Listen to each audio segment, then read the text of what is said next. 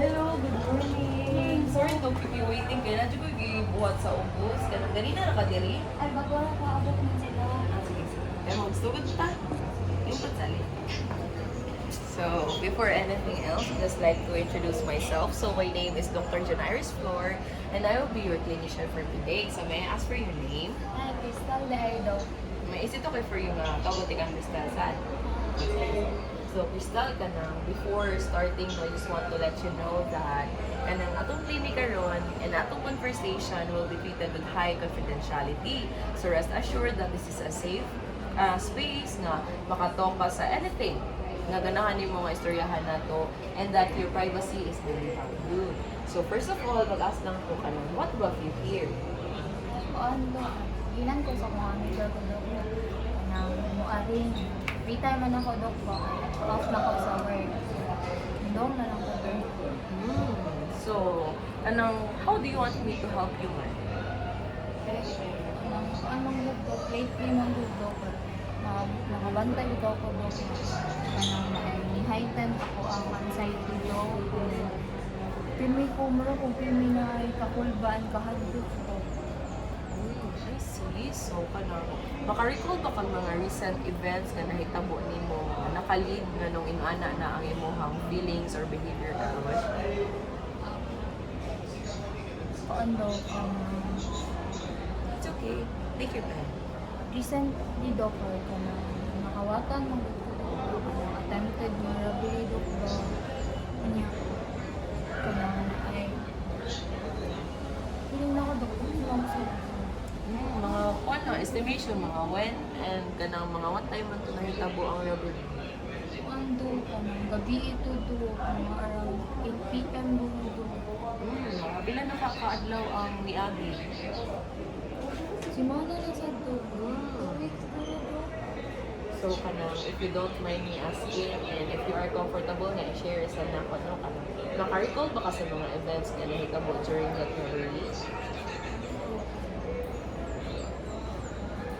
Ano, It's okay. ikan ko work ato kadong nako matulog dok ban hindi na jud ko dok na nako sa ko ang kwarto and then nakadungog ko kuando nagbitoy na buak sa sala dok so hinaog ko kay naman gud ko iring dok so nagtuko ba nga na siya na sagi na glassware nga na ako tang pusundaan tiyo bala ka dok ko dok ba nga ikaw ugma kay kasi di ko kabantay nga naade ay buak ma ko ano tudok niya matumba na ko ma-discuss siya no so hinaog ko dok ikit na ang tibok sala dok naalay suga nga dim sa gawas na dok ang switch sa suga dok kay naman siya sa kanyang doorway pa yung dining dok ba ito wala pa na mga pasiga dahil dok pag panakabot na ko sa switch dok i-press na tanan ko ang atong on dok para sa suga sa sala na kurot to ko dok ay nakita na yun ikalit ka ng grab sa ako ang shoulder dok ganang namapil ko nga na ay something short na naasa akong pilid dok anak ko siya dok ba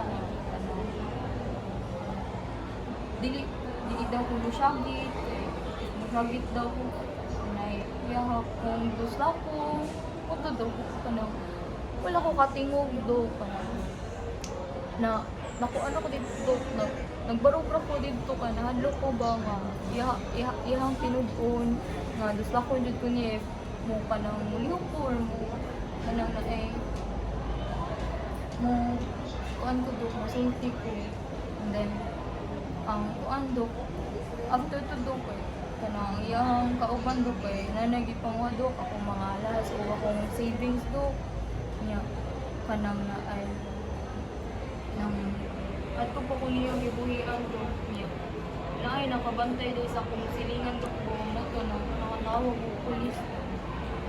I am very sorry to hear that.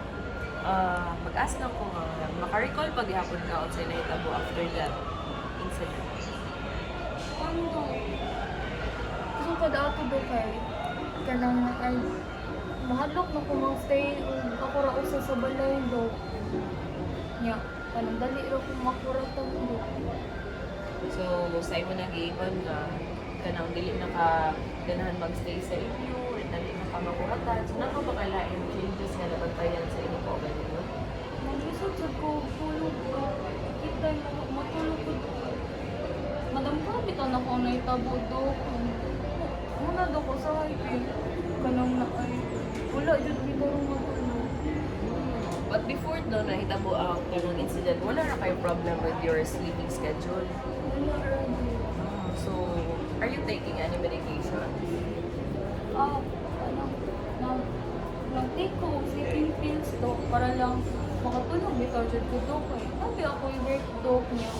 Wala ko tarong tulog kanang ni kapoy kayo akong lawas. So, they ka nang working? Ano ko do? Writer ko sa magari ko sa kanus ako.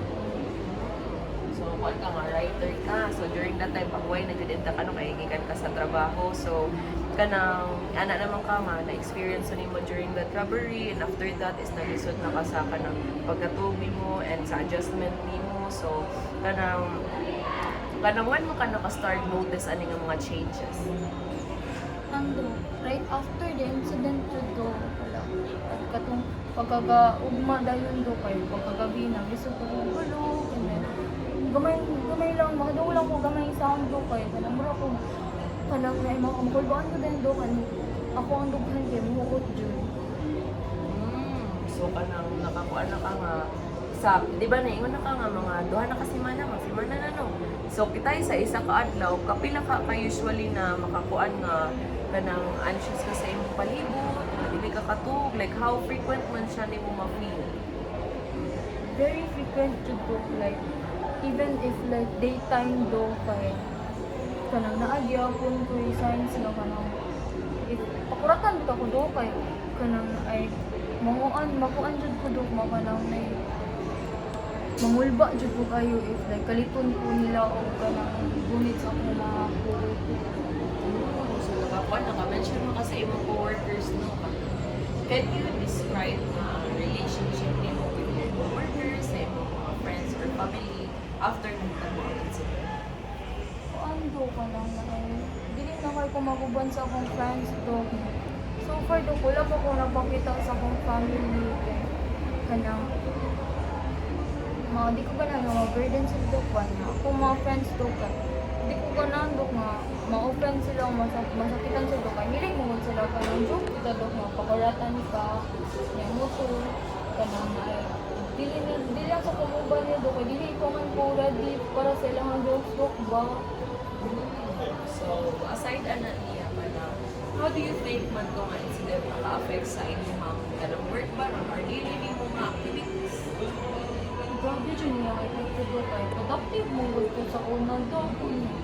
After the incident do kay mo space out na lang ko palit do and maglisod na ko focus sa work na ko do niya akong daily life do kay work balay na lang dyan to niya.